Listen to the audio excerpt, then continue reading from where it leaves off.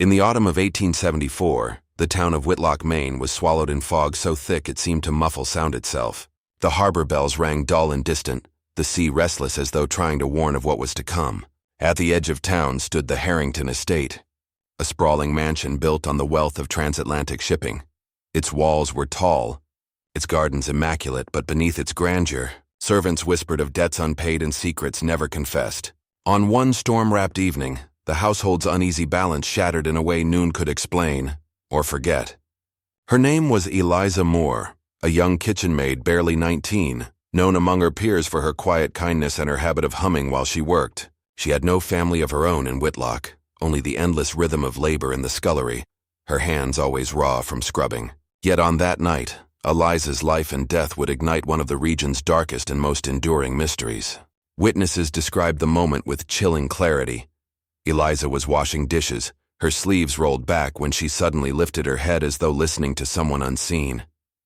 Her lips moved, forming words in a whisper that none present could hear. Then, without warning, she convulsed, collapsing onto the stone floor, coughing torrents of blood that stained her apron and spread across the room like a tide. What made the sight unbearable was its impossibility. No wound was discovered. No knife, no fall, no visible injury could explain the sheer volume of blood.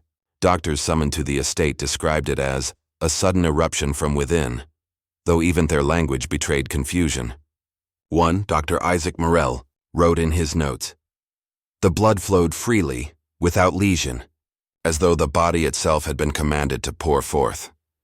To this day, his phrasing remains as disturbing as the event itself. The servants who had witnessed her death told a different story. They swore Eliza had not simply coughed but whispered, her last sound not the gasp of failing lungs but the utterance of a phrase. Some said it was a prayer, others a curse, and a few claimed it was a name, carried into silence by the fog outside. What she said has been debated ever since, recorded in conflicting testimonies never agreed upon. Folklore quickly filled the void that medicine could not. Within days, whispers of drowned sailors, men cheated by Harrington trade ships lost to the sea, spread through the town. Parish records suggest the local pastor thundered from the pulpit that Sunday, declaring Eliza's death a punishment, her whisper the voice of the betrayed. For others, the explanation was simpler, yet more sinister.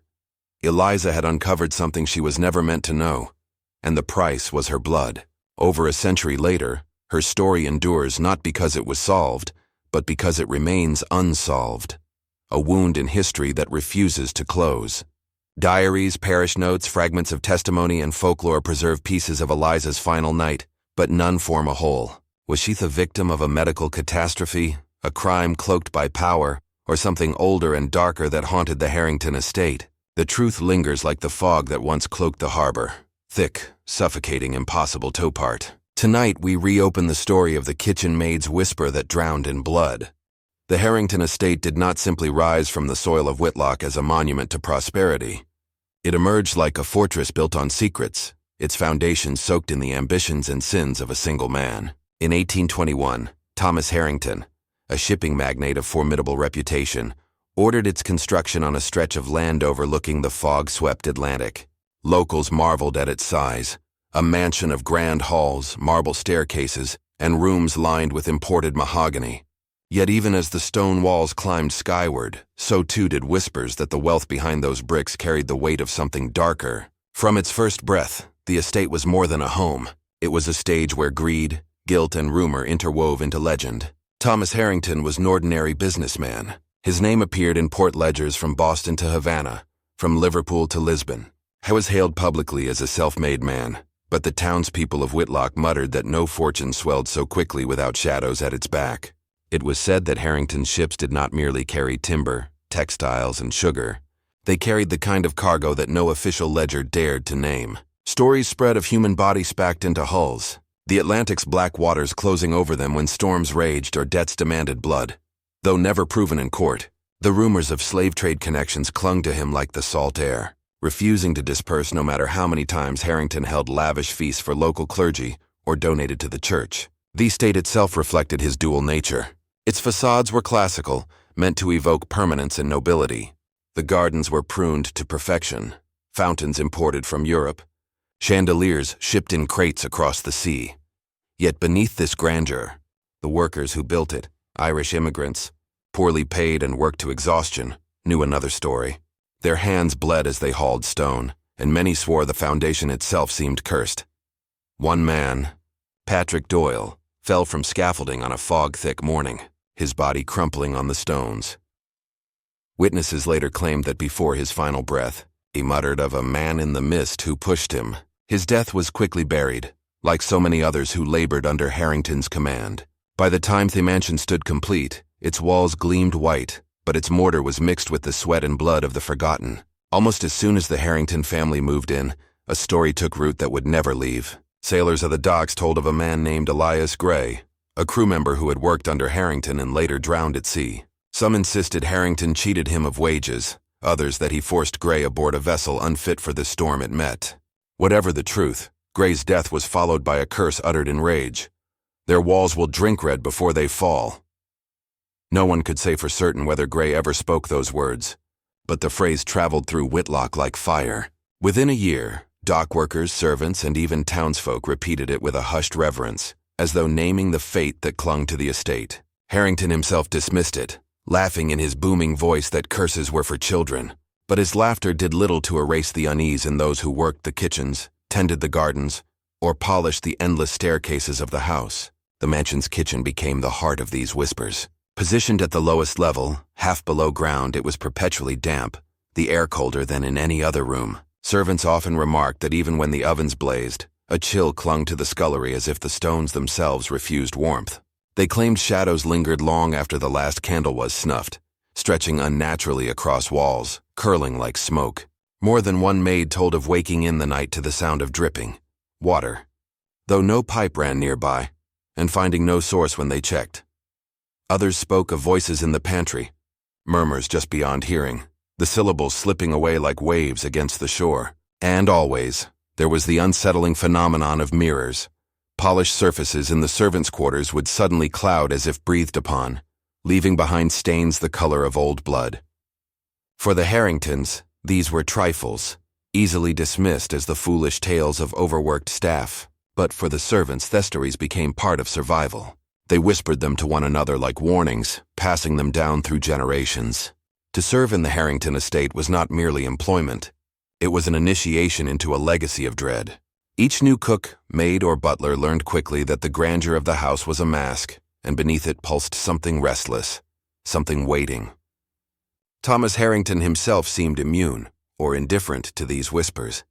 He reveled in his power, holding elaborate banquets where he toasted foreign dignitaries and flaunted his wealth before Whitlock's modest citizens. Yet those who watched him closely noted a certain hardness in his eyes, as if he carried knowledge he would never confess. Some said he walked the halls at night alone, muttering to himself in a language no one recognized.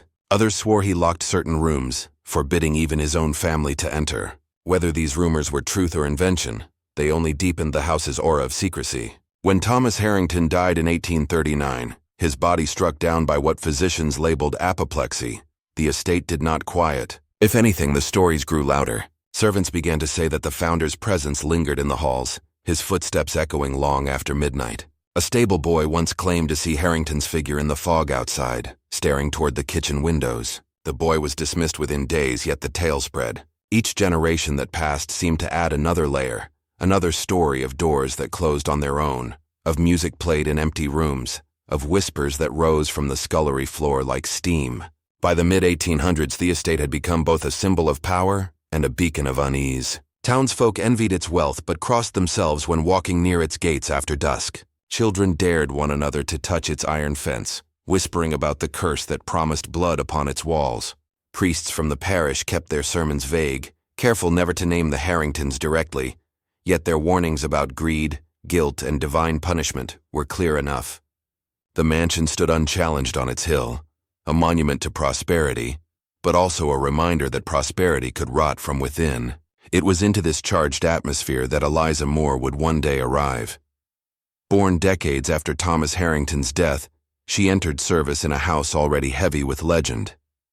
To her, the estate was not merely an employer's domain but a labyrinth of shadows, a place where each hallway seemed to hold its breath, where each wall seemed to remember. Her final night in the scullery, her whispered words and sudden collapse cannot be separated from the house itself. For the Harrington estate was not simply the backdrop of her death, it was the stage built for it long before she was born. Its foundations raised on exploitation and rumor, its walls heavy with whispered curses and its kitchens steeped in unnatural chill, made her tragedy feel less like an accident and more like inevitability. The origins of the Harrington estate explain why Eliza's death would become more than a personal loss. They show us how a house can hold history in its bones, how guilt can seep into stone, and how the sins of one generation can echo into the fate of another. The house was not simply cursed by rumor. It was cursed by memory. A memory that demanded payment, and one night in 1874 collected it in blood. The death of Eliza Moore in 1874 has become the most infamous story tied to the Harrington estate, but it was far from the first. Long before the young kitchen maid whispered her final words and drowned in her own blood, the house had already earned a reputation as a place where life could be extinguished without reason, where death arrived suddenly, and always in ways that seemed to echo the curse spoken decades before. Their walls will drink red before they fall. To understand the chilling weight of Eliza's tragedy, one must return to the earlier victims, those whose names do not live in popular folklore, yet whose deaths were the first stains on the Harrington legacy. The first documented incident came in the very same year Thomas Harrington himself was laid in the ground, 1839. That autumn, a scullery boy named Robert Finch, no more than 12 years old, was discovered dead in the lower kitchens. His small frame was curled in a stone basin where vegetables were usually washed, his skin bluish, his eyes open as though staring at something still hovering above him. The horror lay not simply in his youth, but in the fact that the basin was dry. Not a drop of water was found within it, yet his lungs, when inspected, were filled as though he had drowned. The physician called in by the Harringtons recorded it as accidental suffocation. The servants, however, whispered otherwise. They said they had heard dripping the night before, though no taps were running. They said the boy had complained of hearing someone calling his name in the pantry, a voice that did not belong to any of the staff. His death, hushed and rewritten by the family, nevertheless spread through the town, leaving parents hesitant to send their children into Harrington service. But poverty is a cruel master, and soon another boy was sent to scrub the same basins, stepping into the same shadows where Robert Finch had taken his last breath. 17 years later, in 1856, the house claimed another victim. This time it was not a child of poverty but a governess hired to instruct the Harrington daughters. Her name was Margaret Hale, a woman of refinement, widowed young, who came to Whitlock to rebuild her life. She was known for her discipline and quiet demeanor, her devotion to her charges unquestioned. Yet one winter evening, while the family gathered for music in the grand parlor, Margaret collapsed mid-sentence, her face blanching before she fell to the floor. Witnesses swore that what followed was not a simple faint, but a horror beyond reason. Blood began to pour from her mouth, staining her dress, pooling onto the polished wood. The Harrington daughters screamed. The servants rushed forward, but all froze when they saw the strange way the blood behaved. Several claimed it soaked unnaturally into the floorboards, disappearing faster than rags could blot it. One footman insisted the wood seemed to pulse as though drinking. Doctors were summoned, and within hours the official explanation was announced: consumption, the wasting disease known for producing bloody coughs. It was a diagnosis convenient in its familiarity, though those who witnessed Margaret's final moments disputed it. Consumption was slow, lingering. Margaret had shown no wasting, no prior coughing, no weakness until that instant collapse. To the servants it was another sign that the house itself thirsted for blood. Still the official word stood, and Margaret was buried quickly. Her family, financially indebted to the Harringtons, raised no protest. Another governess replaced her within months, and the cycle of silence turned again. The parish records of Whitlock, however, preserve what the Harrington influence could not fully erase. Between 1839 and 1870, at least 4 servants in the household are noted as dying suddenly, each with circumstances marked by blood. A chambermaid in 1844 who ruptured within, according to her death entry, though fellow staff remembered the way she gasped and clawed at her chest before scarlet foam appeared at her lips. A gardener in 1851 who slipped and fell upon his shears, yet whose body was discovered with blood trailing from his ears and nostrils rather than any wound of the flesh. A laundress in 1863 who collapsed over her wash basin, staining the linens crimson though no cut could be found on her body. Each death was explained away in practical terms, each body buried quickly, each family offered either money or pressure into silence. To the outside world, The Harrington estate remained untouched by scandal. Its halls still glittered with parties. Its name still commanded respect. But among the servants the pattern was undeniable. They whispered that the deaths always came with signs. The sudden chill that swept through rooms, the dripping sound in dry places, the shadows that shifted even when no one moved. Some said the victims themselves had reported strange experiences in the days before their demise. The chambermaid claimed she had seen her reflection smile when her own lips did not. The laundress complained that every sheet she washed bore reddish stains no scrubbing could remove. They were signs, the others said, that the house was choosing again, that another offering would soon be taken. The question that divides historians and folklorists alike is whether these tragedies were natural misfortunes amplified by rumor or deliberate acts concealed by power. The Harringtons had much to lose in scandal. It is not impossible to imagine a young servant abused, poisoned, or silenced, their deaths rewritten into the medical terms to preserve the estate's reputation. Wealth and power have hidden uglier crimes. Yet there are details harder to dismiss, details that strain against rational explanation. How does one explain drowning in a dry basin? How does one reconcile multiple accounts of blood vanishing into floors, of stains that reappeared days after being scrubbed away? The notion of sacrifice also emerges in whispered theories. In seafaring cultures like Whitlock's, blood was often seen as payment, a ward against greater misfortune. Did the Harringtons themselves, knowingly or unknowingly, permit these deaths to fulfill the drowned sailor's curse? Or did the house itself, the stone, the timber, the soil it stood upon, become an instrument of that curse, feeding off life to sustain its grandeur? Some local storytellers even claim that Thomas Harrington bargained with forces best left unnamed, that his fortune and success were purchased in blood, and that the debt did not die with him, but demanded payment from those who served within his walls. By the time Eliza Moore entered the Harrington household, the legends were well rooted. Servants knew to avert their eyes from the mirrors in the lower hall, to avoid the scullery at night, to cover their ears when the dripping began. Newcomers were warned in hushed tones, not by supervisors, but by fellow workers who hoped to keep them safe. Eliza herself, by all accounts, had heard these stories. She might have dismissed them as superstition, as inventions of tired minds. But in the quiet hours of her final weeks, did she begin to notice the same signs? Did she hear whispers curling in the dark corners of the kitchen? Did she feel the cold that clung even when fires burned? If so, she was not the first, but she would become the one whose death could not be hidden. The earlier victims laid the groundwork for what was to come.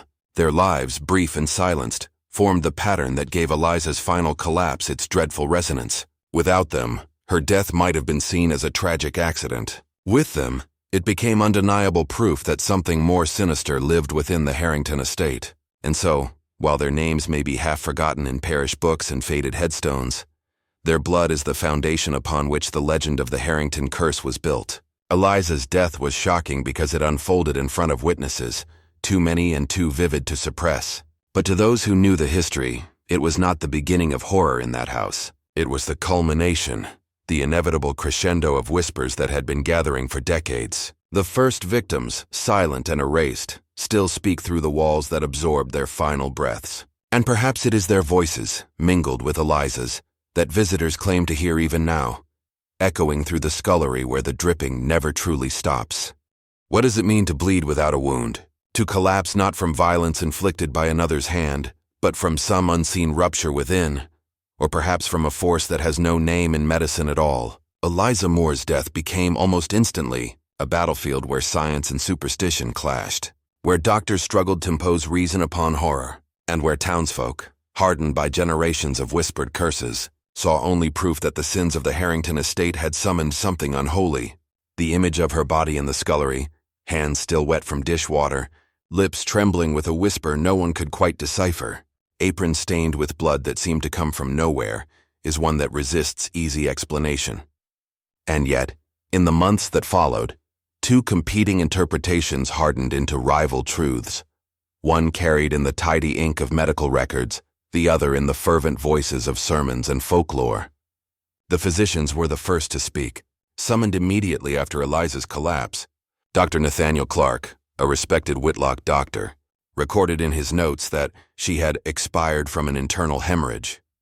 His terminology echoed the language of 19th century medicine, when consumption, apoplexy, and rupture served as umbrella explanations for deaths that modern science would dissect with far more precision. Another physician, Dr. Jonathan Reed, suggested the possibility of tuberculosis. The disease, rampant in the 19th century, was known for causing sudden coughing fits, blood filling the lungs until the victim drowned from within. It was a plausible diagnosis, except Eliza had shown no signs of wasting, no fever, no lingering cough. She was, by all accounts, vibrant and healthy up until the moment she collapsed. Others turned to the explanation of hemophilia, or another clotting disorder, where the body's inability to seal its vessels can cause catastrophic bleeding. But again, the details proved difficult. Witnesses did not describe Eliza as bleeding from a wound that could not close, but rather coughing torrents of blood, as if her lungs themselves had ruptured.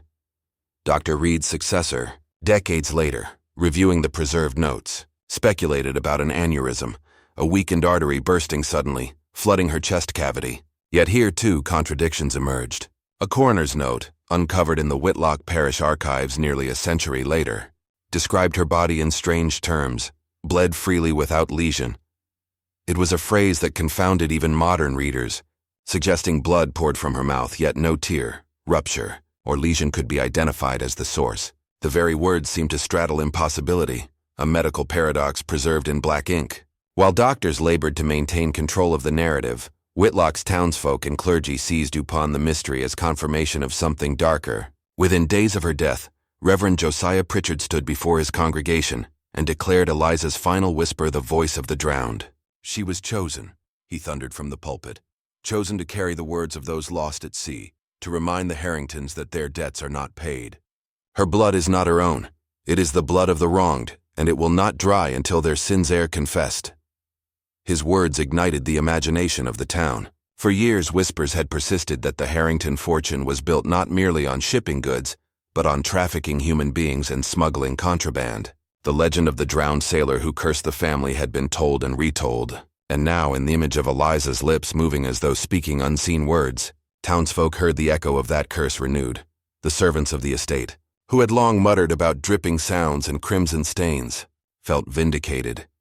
They repeated the story with chilling embellishments, that Eliza's final whisper had not been in her own voice, that shadows had moved along the kitchen walls though no one stood near the lamps, that the blood had spread across the stones in patterns resembling letters, as if forming a message erased before it could be read. None of these details appear in the medical records, but they flourished in oral accounts, shaping the myth of her death into something uncontainable by fact. The clash between rational diagnosis and spiritual interpretation divided Whitlock sharply.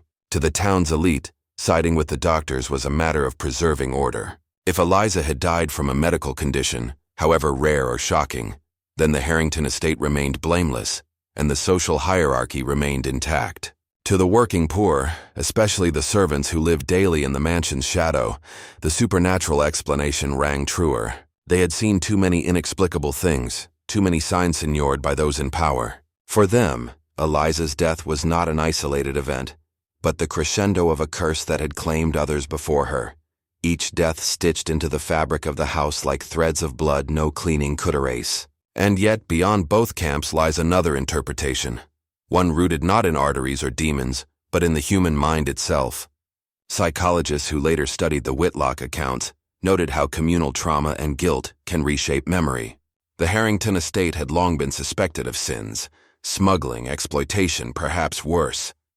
In a small town where whispers of injustice outlived the victims themselves, guilt often needed a vessel, a narrative to crystallize what could not be spoken outright. Eliza's sudden collapse, inexplicable and witnessed by many, became that vessel. Her death was reinterpreted through the lens of collective conscience. Where doctors saw ruptured vessels, the community saw vengeance. Where skeptics saw coincidence, believers saw proof of prophecy fulfilled. Memory, psychologists remind us, is not a fixed record but a shifting story. In the shock of trauma, details warp.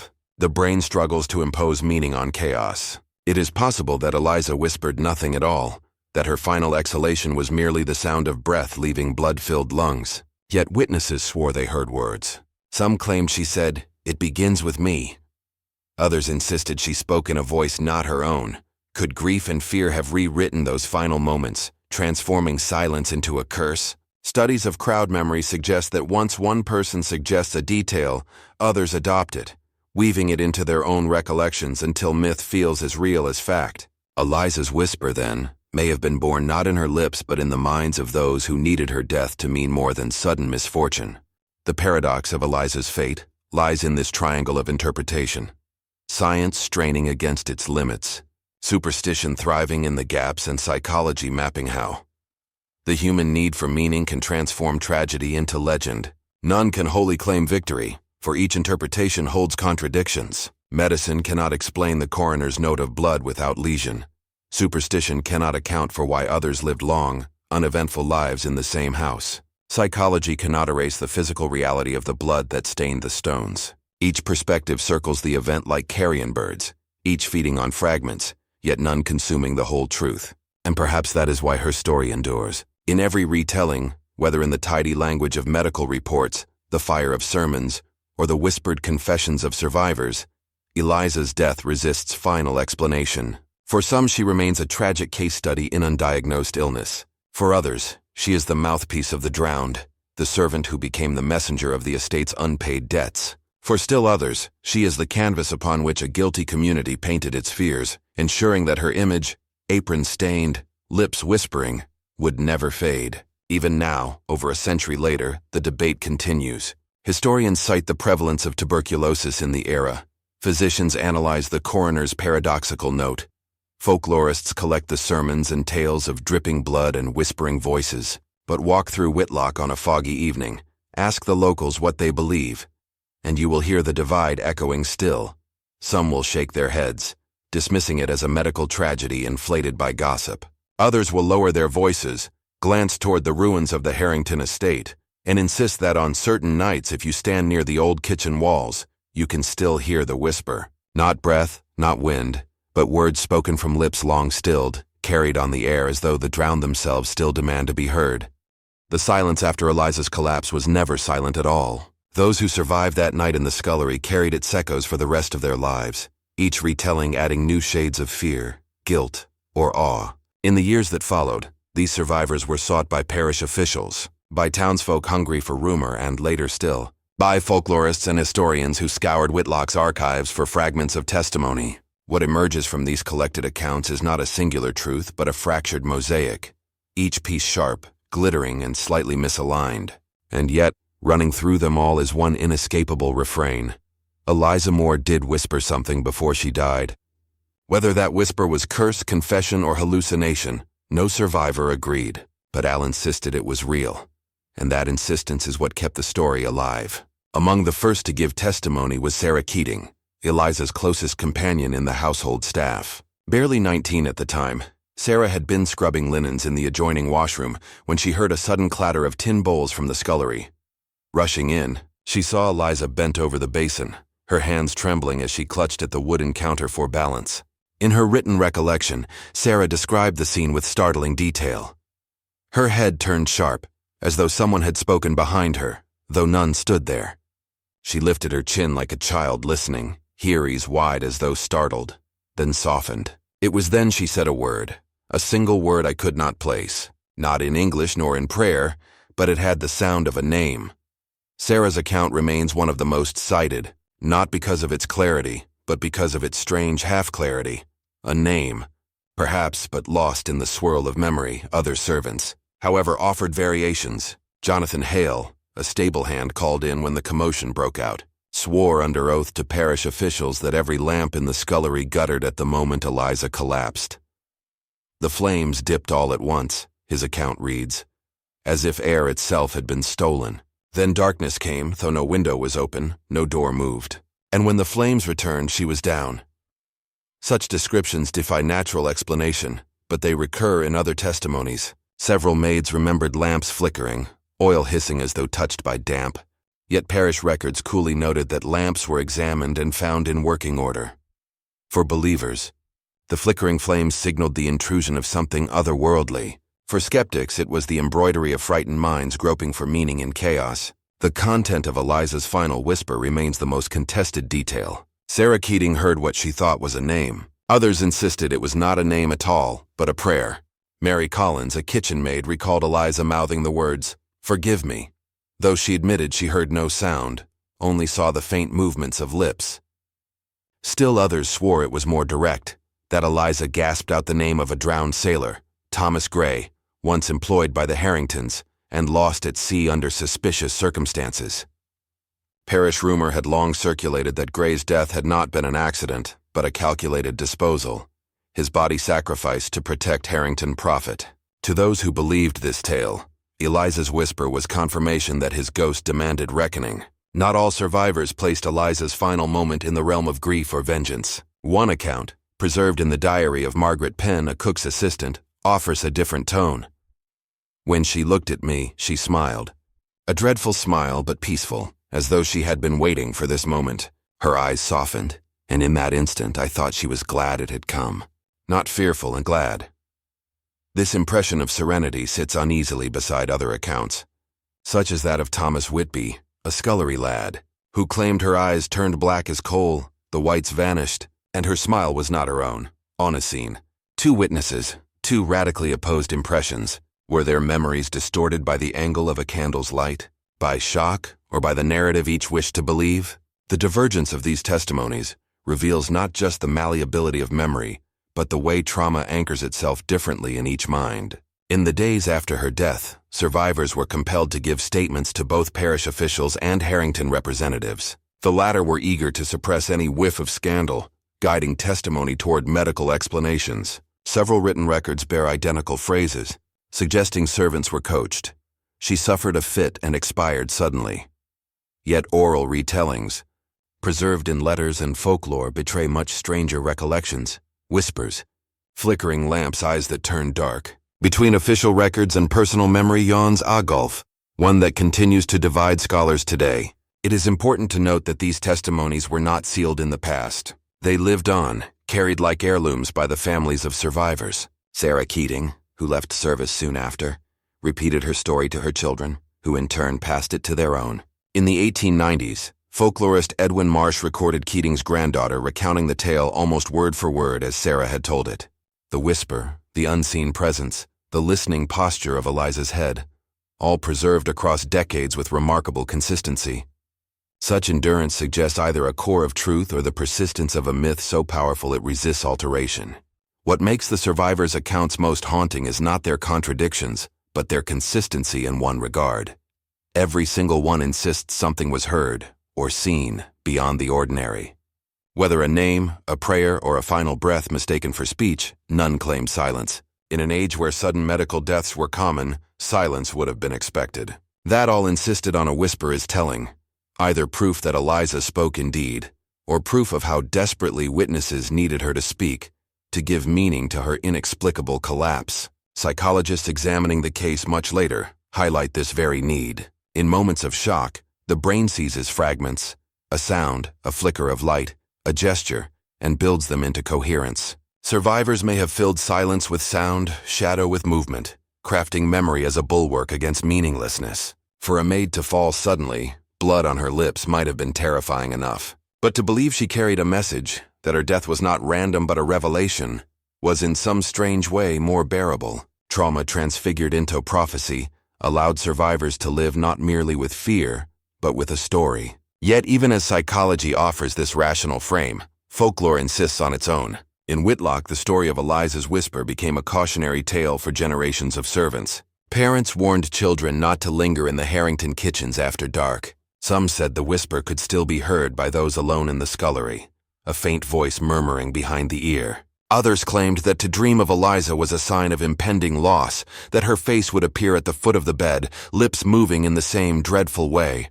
Survivors, unwilling or unable to set aside their memories, passed them down as warnings, transforming trauma into tradition. The accounts, though blurred, shape something more enduring than evidence: atmosphere. Historians studying the Harrington estate find themselves less concerned with what precisely was said than with how belief in what was said reshaped the town. Whether Eliza whispered Thomas, "Forgive me," or nothing at all, her survivors believed she spoke. Their belief became folklore, folklore became warning, warning became legend. Thus, Eliza's death, filtered through memory, became not just an isolated tragedy, but a foundation stone in Whitlock's collective mythology. The historian's frustration is mirrored by the folklorist's fascination. How does one separate fact from memory, when memory itself becomes fact in the life of a community? Survivors insisted upon their versions until their deaths. Sarah Keating never altered her claim. Jonathan Hale, asked again years later, swore the lamps had guttered as before. Mary Collins maintained she had seen lips shape a plea for forgiveness. None retracted. None admitted invention. Each clung to memory as though it defined them. And perhaps it did. To survive that night was not merely to endure trauma, but to be bound to the story forever. In the end, what unites the survivors' accounts is not clarity but conviction. They may disagree on words, on expressions, on the presence of shadow or flame, but none doubted that something extraordinary happened in the scullery, something beyond the reach of ordinary life. The whisper, whether curse, confession, or hallucination, is the fulcrum on which the story turns. Without it, Eliza's death would fade into the annals of sudden tragic misfortune. With it, her story becomes legend. Her name etched not in medical records but in whispered warnings, in sermons, in fireside retellings. And so, more than a century later, we return to those survivors frozen in the candlelight of memory. Young maids clutching aprons, stable hands swearing lamps went dark, a cook's assistant torn between dread and serenity, each one shaping a fragment of a night that refuses to settle into peace. The scullery may stand in ruins, its stones weathered by time, its basins dry. Yet the survivors' voices remain, overlapping, contradicting, echoing. Their words blur the line between history and haunting, binding the living to the dead. For in every retelling the whisper returns, faint, fragile, insistent. A sound carried not only through ears but through generations, impossible to prove, impossible to silence. In the century and a half since Eliza Moore's sudden collapse in the Harrington scullery, theories have proliferated like ivy on the estate's crumbling walls. Each decade brought new explanations, each more insistent than the last, as though the mystery could not be left alone, as though the whisper itself demanded retelling. What began as a singular tragedy has become a canvas upon which generations paint their own fears, suspicions, and beliefs. If Eliza's death refuses to settle into history, it is because it has become something more than an event. It is a mirror, reflecting the anxieties of those who look into it. The earliest theories emerged almost immediately, whispered among servants even before the blood was scrubbed from the scullery floor.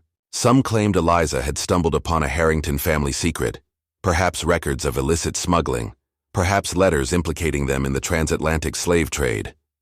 According to this view, her whisper was no curse but an accusation. She tried to name him, one former servant allegedly told a parish clerk, though the clerk's record conveniently omits whom she meant.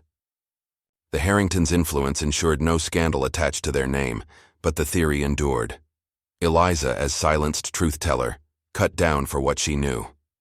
This interpretation has a grim plausibility, feeding into the darker history of the family's wealth, and finds resonance in modern conspiracy theories that imagine the powerful suppressing inconvenient witnesses. Others insisted she was poisoned, the blood evidence of toxins coursing through her body. The whisper then was not mystical but mortal. The name of her killer or the attempt to cry out for help. Folklorists studying this interpretation note how often servants in old households were rumored to be poisoned when they knew too much. Poison is intimate, hidden, and theatrical in its effects, producing the kind of sudden collapse that lends itself to haunting tales. Yet no autopsy confirmed it, and parish records stubbornly listed internal rupture or consumption. Still, the poison theory clings, for it gives the event the shape of crime rather than mystery. And human beings often prefer a villain they can name over an abyss they cannot fathom. By the late 19th century, however, other explanations arose that leaned away from human malice and into despair. Some whispered that Eliza had grown weary of her life of drudgery and chosen her own end. In this retelling, the bleeding was either self-inflicted or later exaggerated by superstitious witnesses. Her whisper was not curse or accusation but farewell, a final prayer from a young woman broken by years of servitude. This theory, though grim, has its own tragic poetry. Eliza not as victim of murder or curse but of circumstance, the endless cycle of exploitation that ground down so many in the service of the wealthy. Yet those who saw her that night denied it. They insisted she did not cut herself, did not strike her, but she simply collapsed. Thus the theory of suicide remains, like many others, less about evidence than about the human need to assign motive. Folklorists widened the lens still further, arguing Eliza's death was only the latest chapter in a regional pattern of blood curse stories tied to the sea. Maine's coast is littered with tales of drowned sailors whose deaths brought ruin to the families who profited from them. In this reading, Eliza was less individual than symbol, the vessel through which an old curse found expression. Her whisper was the echo of a sailor's drowning breath, her blood the payment extracted by the sea. Supporters of this view often point to the Harringtons' suspected role in illicit maritime trade, their fortune built on bodies lost to waves. One folklorist, writing in 1902, declared, "The sea remembers what men forget, and the servant became its mouthpiece." This interpretation draws less on fact than on archetype, but archetypes have their own truth. They reveal what a community fears. And Whitlock, a town dependent on the sea, feared nothing so much as its own complicity in maritime deaths. The supernatural theories do not end there. Paranormal enthusiasts, especially in the 20th century, reframed Eliza not as symbol but as vessel. In their view, she was not merely repeating the curse but inhabited by the restless dead themselves. The whisper was not hers, but theirs. Voices of drowned sailors, forgotten slaves, betrayed laborers, all funneling through her collapsing body. This interpretation gained popularity in the age of spiritualism, when seances and ghostly visitations captured the imagination of the public. Accounts of mediums speaking in voices not their own provided a ready model. Eliza, seized by possession, became an unwilling prophet of the wronged. Even today, ghost hunters in Whitlock claim to hear disembodied whispers near the remains of the scullery, recordings of faint voices layered upon one another, impossible to parse yet unmistakably human. Skeptics dismiss these as pareidolia, but for believers, they are confirmation that Eliza's death was not hers alone. Yet if folklore, conspiracy, and the supernatural offer one set of answers, psychology offers another. Modern scholars see in the persistence of the story not evidence of a curse but evidence of guilt. Collective guilt borne by a community that profited from Harrington wealth while turning away from the sins that produced it. Eliza's death, inexplicable and bloody, provided a vessel into which that guilt could be poured. Her whisper became a mirror for what the town dared not say aloud. Did the Harringtons enrich themselves on slave voyages? Did they silence dissent through violence? Did the townsfolk collude by staying silent, taking wages while ignoring whispers of blood? To these scholars, the legend is less about Eliza than about Whitlock itself. Memory, twisted by guilt, transformed a medical tragedy into a supernatural parable, allowing the town to process what it could not confess. Each of these theories, in its way, reveals not just speculation about one woman's death, but the deeper human need to explain suffering. Poison, curse, suicide, possession, guilt, all are answers but none are proofs. The records remain stubbornly mute. Parish entries note only that Eliza expired suddenly, the body interred without fanfare. Yet around that thin line of ink has grown a thicket of stories. Theories do not grow in absence. They grow where silence becomes unbearable. And so Whitlock continues to fill the silence with words, whispers of its own. The myth-making did not stop in the 19th century. In the 20th, the story was retold in pulp magazines, often with lurid embellishments. Some versions had Eliza's whisper as a clear curse. Blood will follow blood until the Harringtons fall. Others turned her into a tragic heroine, poisoned for uncovering a family scandal. In the 21st century, true crime forums and paranormal YouTube channels have taken up the tale, debating medical conditions against supernatural visitations. Each retelling reshapes her, yet none release her. Eliza remains trapped in the scullery, lips moving, whispering across centuries. Theories and myths, then, are not distractions from truth but part of the truth themselves. They show how each generation interprets Eliza according to its own anxieties. For servants, she was a warning against disobedience. For sailors, she was a reminder of debts unpaid to the sea. For spiritualists, she was proof of the beyond. For psychologists, she is collective guilt given flesh. And for Whitlock today, she is both tourist attraction and ghost story, haunting the town's identity as surely as she once haunted its kitchens. What unites these theories is not agreement but obsession. None can leave the whisper alone. The words he spoke, whatever it was, echoes louder in absence than in presence. For if she had said nothing, there would be no story. The whisper itself, indeterminate, contested, unprovable, is the engine of the myth. It demands interpretation. It invites projection. It resists closure. And perhaps that is why no theory can ever satisfy, why the myths multiply instead of shrink. Eliza Moore's death is not a puzzle to be solved, but a wound to be reopened, again and again, each time bleeding new meaning. And so, as the candlelight flickers in the ruins of the Harrington estate, the question remains unresolved.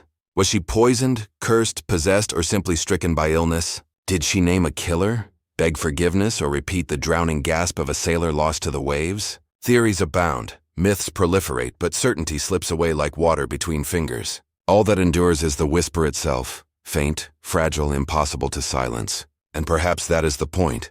The whisper was never meant to be understood, only to be heard. The tale of Eliza Moore, remembered as the kitchen maid's whisper that drowned in blood, endures because it refuses to surrender a single, definitive truth. Over a century has passed since she collapsed on the scullery floor of the Harrington estate, her lips moving in a final whisper no one could fully hear. Yet the questions remain as sharp and unyielding as the day they began. Doctors argued over ruptured vessels and hidden maladies. Priests thundered about curses and divine reckoning. Neighbors spun stories of betrayal, of poison, of ghosts lingering in the kitchen shadows. And still none of it has ever settled into certainty. Perhaps that is why Eliza's story continues to haunt. It embodies the fears that live beneath our own skins. That innocence can collapse without warning. That justice can be smothered by wealth. That the powerless can die with secrets on their lips and leave only whispers behind. Her death terrifies not simply because it was bloody or strange, but because it reveals how fragile the border is between the explainable and the unknowable. What unsettles most is not the event itself, but the way memory has shaped it. Survivors told their versions as curses, as warnings, as parables. One maid heard Eliza murmur a prayer. Another swore it was the name of a drowned sailor. Some claimed her eyes turned black in those final seconds. Others insisted she smiled as though relieved. Each a country shaped her death into something different, yet all circled the same inescapable truth.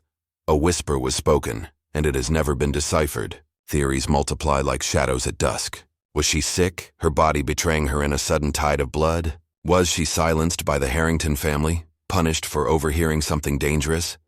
Her death disguised as the work of nature? Or did the sins of the estate, whispered pacts, drowned sailors, debts unpaid, finally find their vessel in the smallest, quietest servant, forcing Eliza to become the voice of vengeance?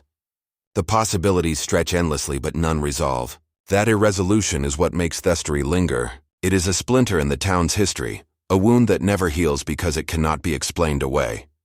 Even today, Whitlock locals tell visitors not to linger near the ruins of the Harrington kitchen after dusk. They say that on storm-tossed nights, when the fog drapes the harbor and the tide claws at the rocks, you can hear a steady drip where no water runs. Some swear they hear it followed by a voice, soft, strained as though pushing through walls of stone. A whisper, always a whisper, a phrase that never finishes, words that dissolve in the air just as they seem about to take shape.